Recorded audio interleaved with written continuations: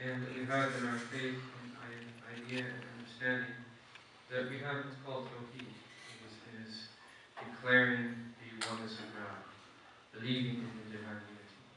But then we have a group of people that are called the Ahlul Haqiqat al-Tawheed, the people of the realities of Tawheed. And these are individuals who not only do they profess the oneness of Allah subhanahu wa ta'ala, but they move up into degrees that everything about their existence professes the oneness of Allah subhanahu wa ta'ala. What does that mean? There's a story that they mentioned from a great scholar who lived about 300 years ago by the name of Abdullah bin Hussein al-Tawwi. And when he was on his deathbed, that his wife was next to him and was reminding him to say La ilaha illallah. Because that sunnah, that if someone is about to pass, that you sit next to them and you gently remind them to say La ilaha illallah. You don't say, say La ilaha illallah, because in that tender state, when you're going through the sakarat al-maut, the death throes, and the pains of death, that if you were to say something a bit forceful, that they might respond in an adverse way to what you are trying to get them to do. But the sunnah is that people tend to, while they're going through the death throes, to fall out of consciousness and to regain consciousness. To fall out of consciousness and to regain consciousness. Is that every time they regain consciousness, that you remind them to say La ilaha illallah, until the day they say La ilaha illallah, and then you remain silent. And if they fall out of consciousness, then you remind them a second time. So she was sitting next to her husband, and that she was a scholar herself, so that she knew that the sunnah was to remind them to say La ilaha illallah. So she was doing this next to him, saying La ilaha illallah. And he regained consciousness, and he looks at her, and he says that if your intention is to make dhikr, make dhikr. Because dhikr is a wonderful thing to do.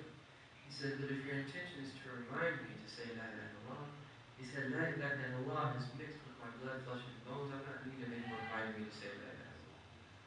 Right? He was someone who said often during his life, La ilaha illallah. And this is what our Prophet said, sallallahu alayhi wa sallam. أفضل ما قلت أنه النبيون من قبلي لا إله إلا الله.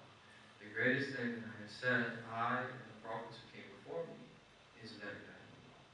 And so, alhamdulillah, we're talking about the meanings of Tawheed and Masjid of Tawheed, and we live and die upon Tawheed, and we move up into the higher levels of Tawheed that Imam al-Ghazali that he mentions in book 35 of the Tawheed, that he gives a parable about the different levels of Tawheed.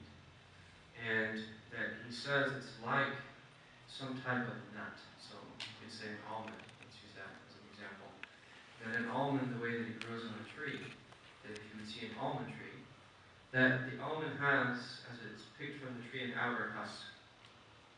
Then it has an inner husk, the shell. Then it has the actual almond itself. And were you to press that almond, that you would extract from it almond oil. And he says that these 4 different stages represent the 4 different levels of Tawheed. The first is like the outer shell. And that outer shell, that there's no benefit to it whatsoever. That it's only on there while it's on the tree. You remove it, it dies. And that he draws out the analogy and says that were you to use it for firewood, it would just be like putrid, smoky with benefit, that you can't even keep it around, it would just take up space if you left it around your house. Yeah, there's no benefit to it whatsoever.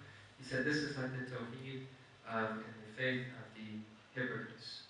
Is that they profess faith outwardly with their tongue, but there's no reality to that faith in their heart. He said then the second level is like the outer shell.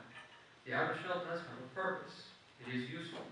It protects the almond. It protects the kernel. It gives it a longer shell life. You can store it for a period of time.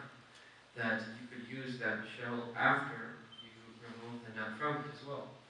And he says that this is the faith of the common Muslims.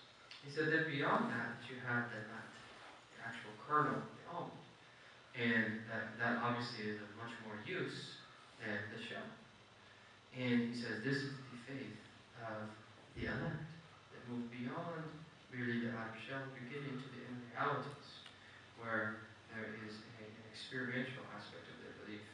He said, and then that if you were to press that nut and extract from it oil, which is the most beneficial thing of all. If you just think about all of the uses for oil, the fact that you can use it to cook with, you can use it for your skin, that you can use it to light lamps. Oil is incredible. All of the different functions that you can use oil for, and oftentimes that we don't tend to think, because nowadays these type of things are abundant, and there's a plethora of different types of oil. But oil is an incredible blessing. The benefits and everything that comes from it, and everything that it's used for.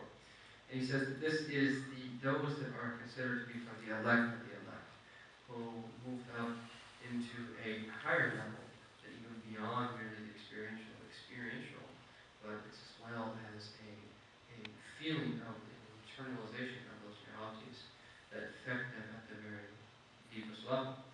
And this is why the author of the book that we're supposed to be speaking about here for a brief few minutes with you, Imam Haddad, Imam Abdullah bin Alawi bin Muhammad Haddad, is a great 12th century scholar, 12th century Hijrah. He was born in the year 1044 and passed in the year 1132.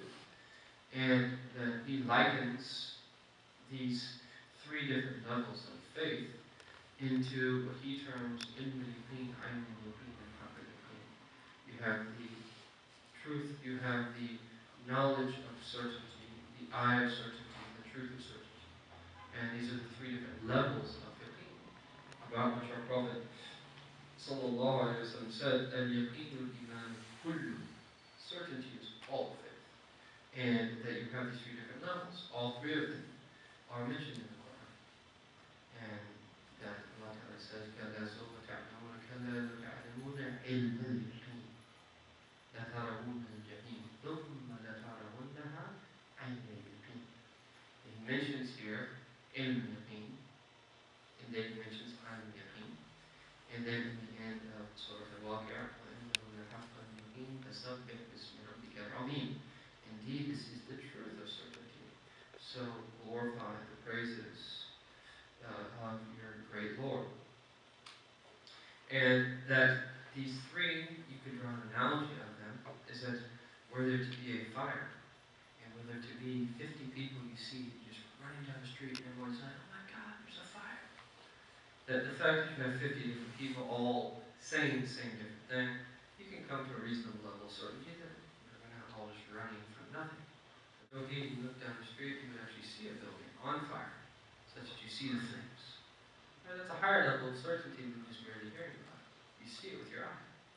Were you to be inside of that building while that fire is taking place in your flesh, that you feel it burning your flesh, and were someone then to tell you that, there's no fire taking place, can't no fire, and you feel your very flesh being burned, then you would obviously come to the conclusion that what that person is saying was ridiculous. And so Imam Haddad, he is a great author, a prolific author, and he wrote a number of works for a particular purpose on the stars, so we can express professions in the Arabic language. And that he's known as Haddad al-Qulub. He's not an ironsmith who's taking iron and making a sword. Some of you might remember that old school marine commercial where they take the raw iron and then they pound it, put it to the fire, and they're holding the sword up like this, where you have the marine. That's what Imam Haddad does to your heart. And so he'll take raw iron ore that has all kinds of impurities, and put it to the fire, pound it, pound it, pound it, be shaped until it's the right shape, and then on top of that, then it will be honed